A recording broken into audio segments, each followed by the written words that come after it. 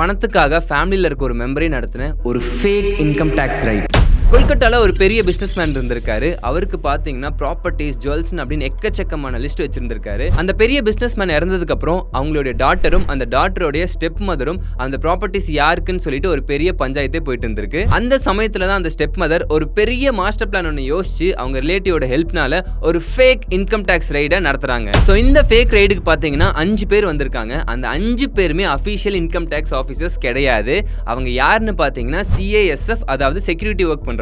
So இந்த fake right எப்படி நடந்திருக்குன்னு பார்த்தீங்கன்னா அந்த 5 பேருமே ஒருத்தருக்கு ஒரு ரோல் கொடுத்துக்கிட்டு நீ குட் காப்பாரு, நான் பேட் காப்பாருன்னு சொல்லிட்டு மிட் நைட் 2 மணிக்கு அந்த வீட்டில் ரைட் பண்ண போயிருக்காங்க. போன உடனே ஃபர்ஸ்ட் என்ன பண்ணிருக்காங்கன்னு பார்த்தீங்கன்னா ஃபோன்ஸ் எல்லாத்தையுமே வாங்கி வச்சுட்டு எல்லாரும் தனியாக போய் உட்காருங்க, யாரும் எதுவும் கான்டாக்ட் பண்ணக்கூடாது அப்படின்னு சொல்லியிருக்காங்க. அதுக்கப்புறம் அங்க இருந்த 3 லட்ச ரூபா காசு எடுத்துக்கிட்டு 25 லட்சம் மதிப்பான கோல்டையும் எடுத்துக்கிட்டு அங்க இருந்த CCTV கேமரா ஃபுட்டேஜ் எல்லாத்தையுமே அவங்க கலெக்ட் பண்ணிக்கிட்டாங்க. அதுக்கப்புறம் ஒரு பெரிய ரெசிப்ட்ல இதெல்லாம் எடுத்துட்டோம்னு சொல்லிட்டு ஒரு வயசான பாட்டி கிட்ட கொடுத்து இதுல சைன் பண்ணிடுமா அப்படின்னு சொல்லியிருக்காங்க. அதுக்கப்புறம் அங்க இருந்து திரும்பி பார்க்காம எல்லாத்தையும் எடுத்துட்டு ஒரே ஓட்டமா ஓடிட்டாங்க. சோ இந்த இன்சிடென்ட்லாம் நடந்து முடிஞ்சதுக்கு அப்புறமேட்டு அந்த டாக்டர் இது மேல ஒரு சின்ன சந்தேகம் வந்திருக்கு. சோ அதனால அவங்க போலீஸ் ஸ்டேஷன்ல போய் கம்ப்ளைண்ட் பண்றாங்க. சோ இந்த மாதிரி 2 மணிக்கு வந்து ரைட் பண்ணிருக்காங்க. எல்லா திங்ஸும் எடுத்துட்டு எந்த ஒரு அக்னாலஜ்மெண்ட்டும் கொடுக்காம அவங்க பாட்டு போயிட்டாங்க. கொஞ்சம் என்ன இன்வெஸ்டிகேட் பண்றீங்களா அப்படின்ற மாதிரி கேட்டிருக்காங்க. சோ போலீஸ் ஆபீசர்ஸும் இதை டீப்பா இன்வெஸ்டிகேட் பண்றப்ப தான் அவங்களுக்கு தெரிஞ்சிருக்கு இது அந்த ஸ்டெப் மதர் நடத்தின ஒரு ஃபேக் இன்கம் டேக்ஸ் ரைட் காசுக்காக. சோ இந்த ஸ்டெப் மதர் அந்த CASF ஆபீசர்ஸ் கிட்ட என்ன டீல் பேசியிருக்காங்கன்னு பாத்தீங்கன்னா, நீங்க இன்கம் டேக்ஸ் ஆபீசர் ரைட் பண்ணுங்க, வந்து என்னென்ன எடுக்கிறீங்களோ அதுல எல்லாத்துலயுமே 50-50 பிரிச்சுக்கலான்ற மாதிரி ஒரு டீல் பேசியிருக்காங்க. ஆனா இதுல சோகமான விஷயம் என்னன்னு பாத்தீங்கன்னா,